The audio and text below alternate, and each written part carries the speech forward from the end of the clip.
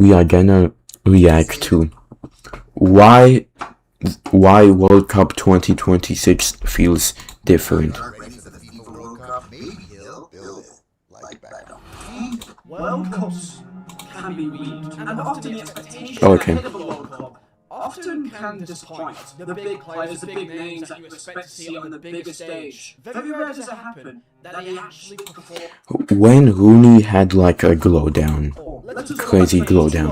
Where it was all about the final dance. Ronaldo, Messi, Neymar on the bigger stage, and other than that hat-trick against Spain on the first day for Ronaldo, other than that, not really any of those players really showed up. Yeah, the 2018 World Cup is like really forgotten for Messi, Ronaldo, and Neymar.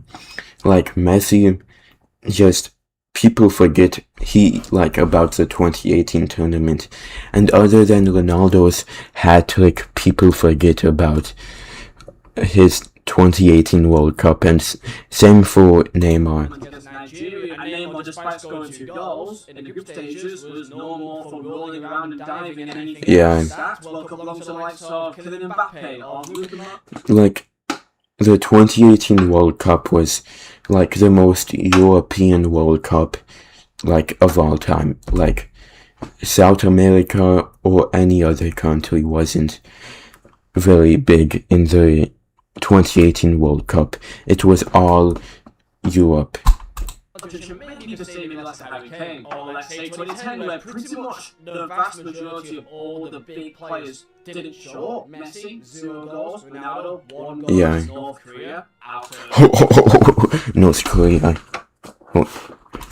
Rooney, 0 goals, Fernando Torres, 0 goals, Kaká. I mean, a lot of the big names didn't really show up. Some did, of course, Wesley Sneijder, and kind of Wesley Sneijder retired like really kind of early.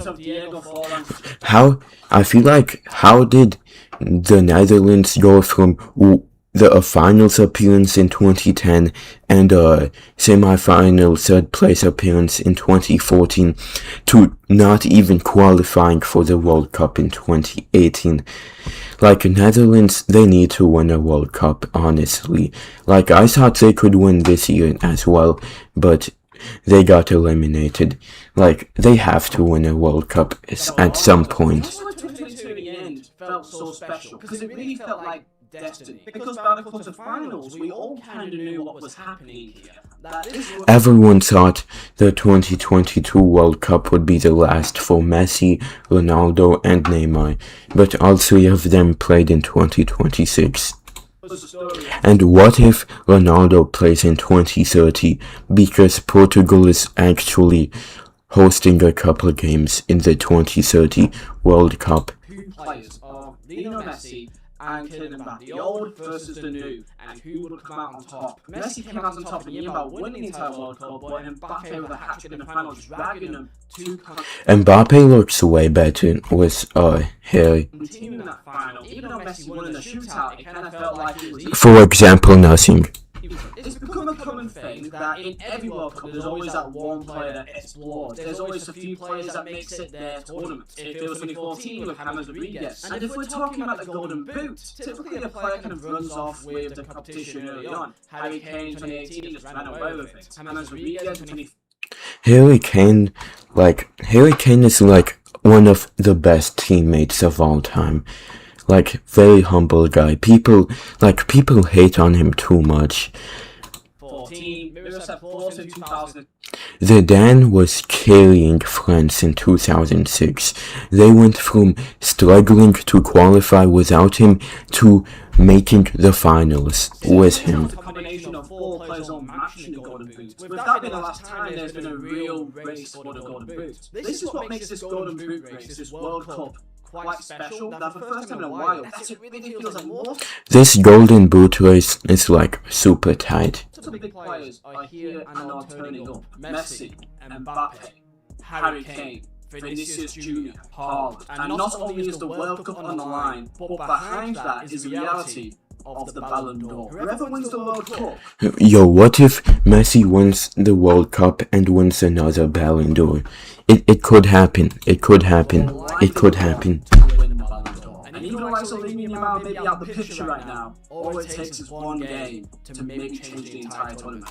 Yeah, one game. And if Portugal goes on to win it, then Ronaldo really knows what's going to happen, because I don't know, I can't see Ronaldo winning the Ballon d'Or, right? So comment. If Ronaldo wins the Ballon d'Or, Who do you think will win this World Cup? so who do I think will win the World Cup? France. Feel like this World Cup is more special, or do you think it's... This World Cup is definitely special, and I'm really trying my best to take it in, since it's the last World Cup for so many great players. Because it really does feel like there's a lot more performances coming in from the top players this time round than other Messi, Ronaldo, Neymar,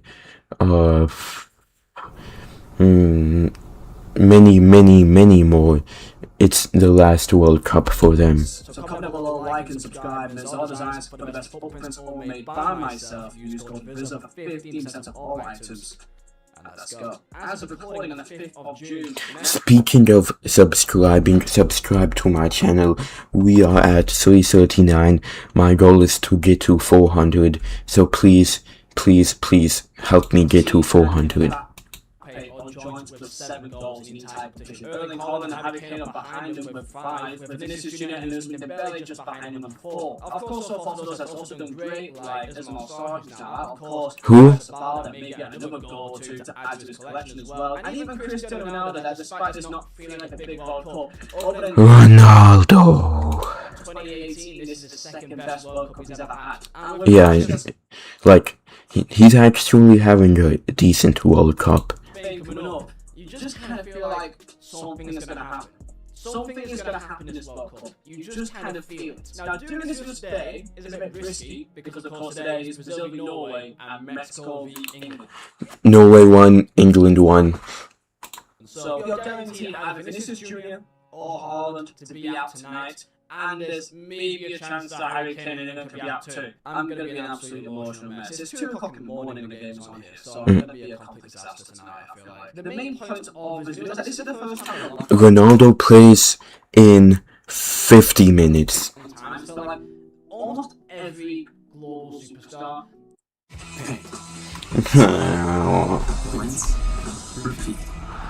The hell?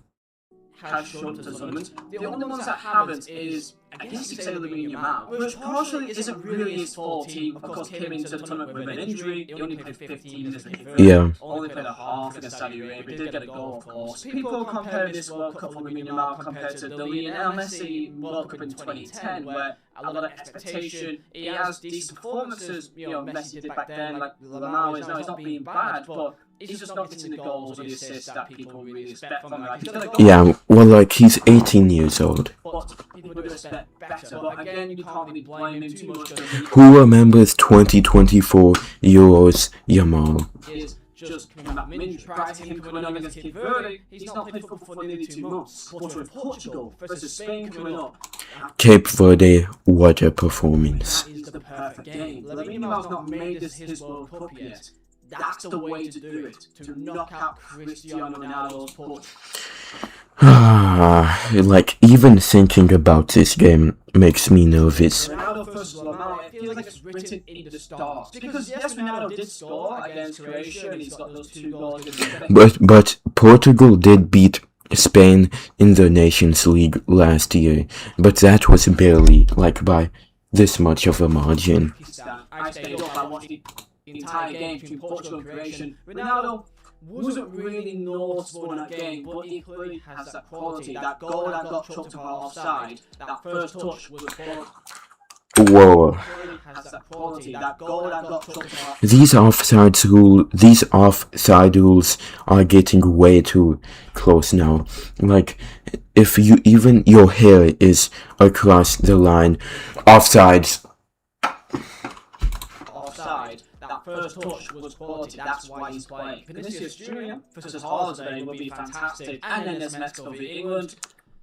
I'm a bit scared. I'll be honest. It's not really done like a recap of like games like throughout the tournaments, like as they happen. But I want to say this one thing because it's kind of just like a recap. The Paraguay-France game, you know it's bad when I'm watching France and you're making me want France to win. Yeah, I 100% agree. Like Paraguay players were like fighting, bro. Like I'm not sure what was in their minds. Like they were doing more fighting than playing. I honestly think they cared more about fighting than winning the goddamn game. Like I actually wanted France to win that game, which is kind of rare. That's how Paraguay would do. I saw a comment online, I think it was on Twitter, where it was saying, as an underdog, you have two choices. You could either be a Cape Verde or you could be a Paraguay. Yeah. Make the choice. Everyone loves the Cape Verde, despite what happens. And in the Paraguay, how they didn't get a single yellow card that entire game, I'm actually bewildered. Yeah. Someone literally punched like Mbappe like in his chest. He was literally not in the ball. He was just running and he just hit him in the chest, and that was not a yellow card. And look, Paraguay. The only person on Paraguay who was decent was the goalkeeper. Against France, do every single tactic you could possibly do to wind them up and maybe create a red card and annoy them. I kind of get that. I get that completely. But when you end up still losing, it kind of sucks. But to clarify, I don't blame them. I just don't know how they didn't get a yellow card. I just want to make this very clear here. There's a good chance that Harry Kane could, and this is a big could, if he smashes it still with England, if England goes far, and I mean like final far, they may need to win it for him to actually achieve. Harry Kane is one of the most likable players. Like, he's been in so many finals with England, and he's lost all of them. Like, 2018, first year as captain, he's only like 26. Semi-final run, best performance in a World Cup for them since 1966 when they actually won the damn thing. Then 2021 Euros got them to the finals, lost to penalty kicks against Italy, and then 2022 World Cup he was one of the best penalty takers, and he missed the penalty in the quarterfinals, which could have won them the game. Then 2024, he gets to another Euro final and loses again. Like, he's lost in so many heartbreaking ways after giving it his all. You have to feel bad for him at some point. Could maybe win the Ballon d'Or. I don't want to jinx it. I don't want to. If Harry Kane wins the Ballon d'Or, right? But the DR Congo performance dragging his nation through 2 goals. Harry Kane is the reason they beat Congo. Against Croatia in the first game, they're going against Panama, top in the group. From what I'm seeing from this season, I guess the World Cup counts as this season still. Harry Kane this season for Bayern Munich and also England, I believe he's scored like 72 goals so far. Which means that yeah, Harry Kane could really win the Ballon d'Or. 10 goals off Messi's record of 82 goals in one. Messi scored 91 goals in the 2012 calendar year, which is insane, hard to even believe. Barcelona and Argentina. Now he's not going to beat that. He's not going to score 10 goals in the rest of the World Cup now. So he's not going to beat Messi's record. But it is unprecedented to have a season this good. And because it's Harry Kane, and Harry Kane is kind of always a bit underlooked. He's not a flashy player, he's not a shiny player. Yeah, like, he's not the best looking guy. I'm not also, but like, he's not the best looking guy, and they always go after the best looking players, and then he's not flashy. 36 goals in 31 games in Bundesliga this year, and I am a bit annoyed that, yes, he was amazing in the Champions League. 14 goals in 13 games, by the way. They didn't win it, right? Bayern Munich didn't even make it to the final. But we all know how important the World Cup is. I mean, Christ, I think if Messi and Argentina wins the World Cup this year, despite Messi being literally in the MLS with Inter Miami, I would not be surprised. Messi winning the Ballon d'Or with MLS will be insane. If Messi wins the World Cup again this year, he just will be. Despite playing for Inter Miami in MLS, he will be. The bigger picture is really, whoever wins this World Cup probably will go to the Ballon d'Or. right now the power rankings is Mbappe, is Harry Kane, is technically is Dembele, but I don't think he'd be the. If France wins, it'd be Dembele. Mbappe, not Dembele. Even though Dembele and PSG won the Champions League, Dembele this year didn't have that great. I still don't think he should have won the Ballon d'Or last time round, but I get why he got it. But really, it's Mbappe, Kane, technically Messi, if Messi wins the World Cup this year, and maybe this is a stretch, maybe limiting your mouth. What if Norway wins and Haaland wins the Ballon d'Or? Basically, if any of these 4 players goes on to win it, then they could win the Ballon d'Or. I don't know if this is. I feel like if someone does some 2018 Luka Modric World Cup shit and carries the team, then they could win it as well. I don't think will happen, but if they do, I don't know if that means they will win the Ballon d'Or, but it's possible. So not only are these players fighting for the World Cup, but they're fighting for the Ballon d'Or. If France wins and Mbappe will win the Ballon d'Or, I feel that's going to happen, especially how this World Cup has gone for him. But I think people kind of surprising Mbappe has not won a Ballon d'Or yet. Despite all the chaos, and look, I've done a video or two about it. Dembele won a Ballon d'Or before Mbappe. But I can't be forgetting how good he's actually been for Real Madrid this year. Despite the weird things put online, the signatures that's completely bolted about people wanting him to leave. The fact there's even a question, a conversation that's ever made about Real Madrid wanting Mbappe out is ridiculous. Because this year, in 47 games, he scored 43 goals.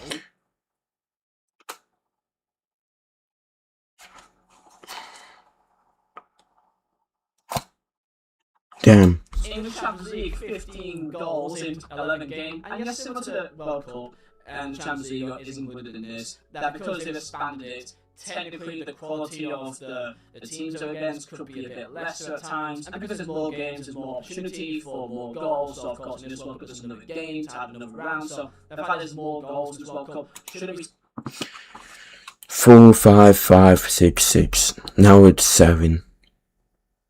surprised, but look. What if Ronaldo scores 6 goals and wins the Golden Boot? What the hell is this? What are these ads? State Farm?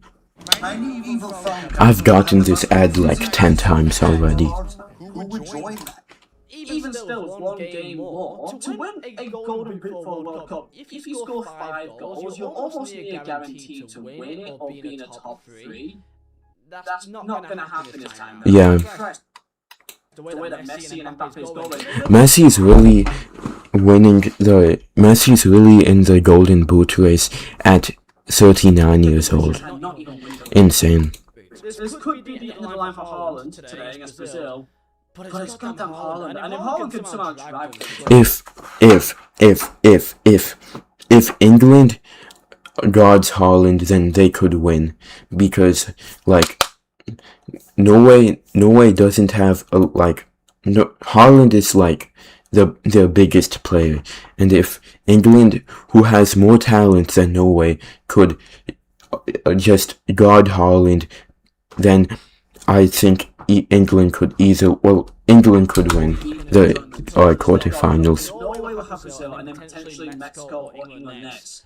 You never know with Norway. Honestly, you never know. So I probably should do some kind of predictions for the upcoming games. Of course, France and Morocco are through, so they're in the quarterfinals. I think France will go all the way to the final. I think it's guaranteed at this point. Yeah, it's guaranteed. France is gonna go to the final.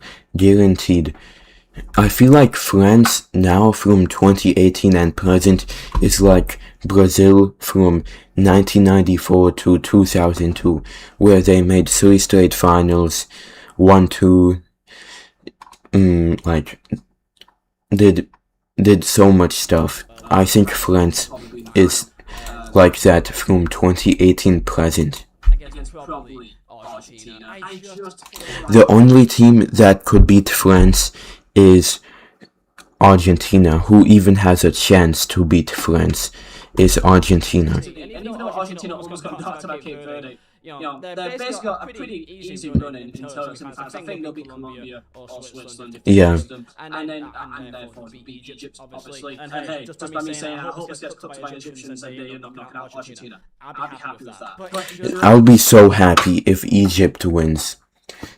If Egypt beats Argentina. feels inevitable, doesn't it? It just does. It feels like 2022 when it felt like from the fans. You knew that it was Messi and Mbappe. You knew that it would be these two to face it off. You just knew, and it feels like that again. It feels like this is destiny again. Portugal beat Spain. I don't know what to say to that one. Ronaldo. If Portugal beats Spain, bleh. I did predict Portugal to win the World Cup. So I should back Portugal. USA, Belgium, I've got for USA. I like them to go far and create good vibes. Brazil, Norway, I could maybe see it being Norway. I could see it happening, you know. Mexico, England, I'm not even going to put it. I'm not doing that. I refuse to. Colombia beat Switzerland, so then beat Argentina, Colombia. But let's be honest, lads, we all know it's going to be France beat Argentina in the final, right? I really hope not. I hope a team at least makes it to the final that has never been to the final, or well, has never won the World Cup, or hasn't won in a long time. I really don't want a team that just won recently, 2022 or 2018, to be in the finals again. We'll talk about the Golden Boot and how I feel so far. If everyone's a World Cup, we'll probably go on to win Ballon d'Or. Unless if Portugal wins the World Cup, then I don't know who's going to win the Ballon d'Or. Comment down below your